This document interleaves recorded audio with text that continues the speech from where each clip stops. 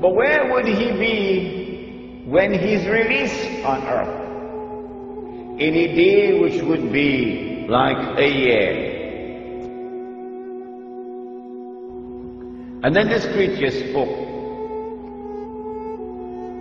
and said, I am Jassasa, spy. So this is an island with a lot of people who excel in spying.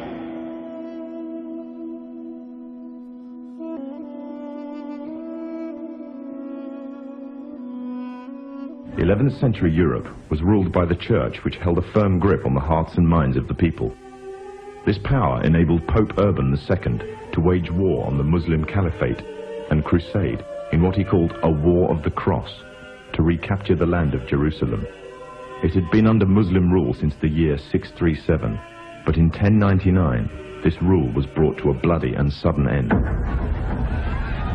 In the name of the cross, women were raped and murdered. Children were put to the sword, and it is said that blood ran in the streets knee-high to the horses. Out of this land of bloodshed and terror, a group of men arose. Men that would stop at nothing to get what they wanted, no matter what the cost.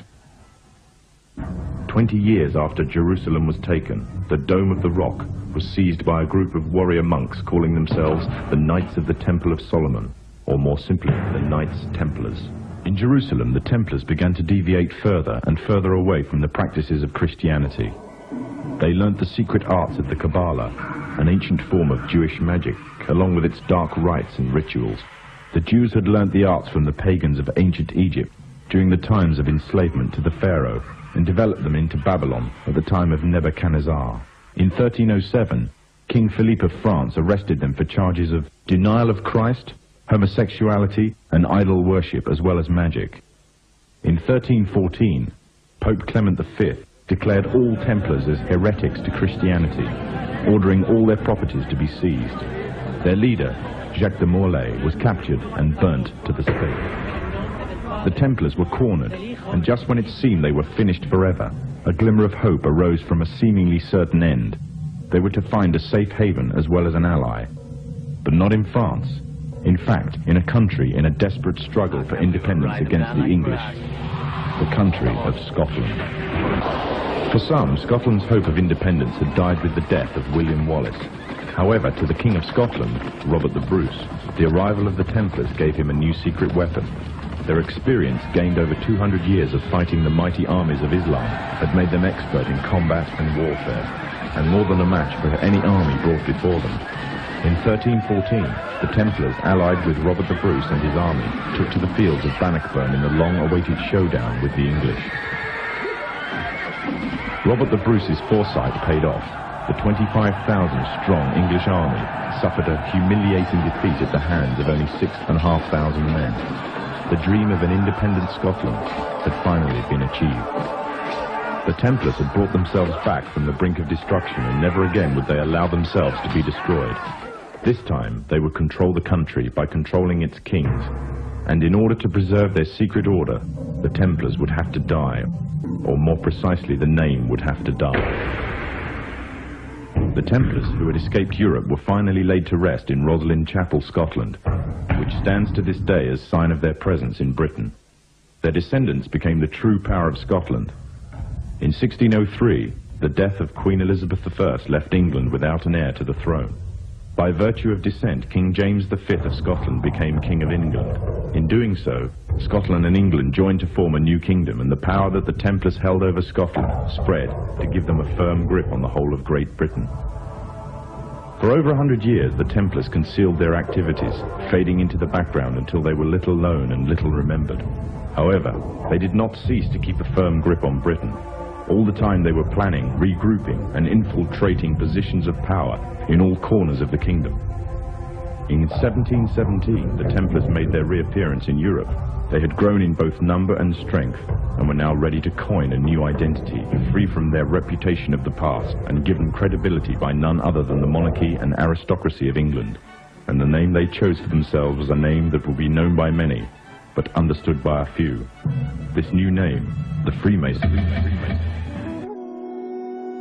The answer, of course, is that when he's released on earth, he will be on that island. And from that island, he will launch his mission to liberate the Holy Land, to bring the Jews back to the Holy Land, to reclaim it as their own, to restore a state of Israel in the Holy Land, and get the Jews to believe that this is the holy Israel of David and of Solomon, alayhi salam, and to cause that state of Israel to become the ruling state of the world. Which island is it?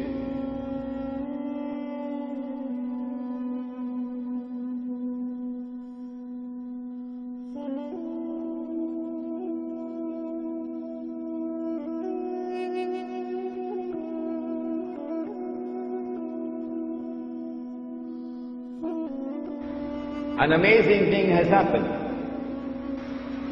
The British government did something which was incredibly strange and mysterious.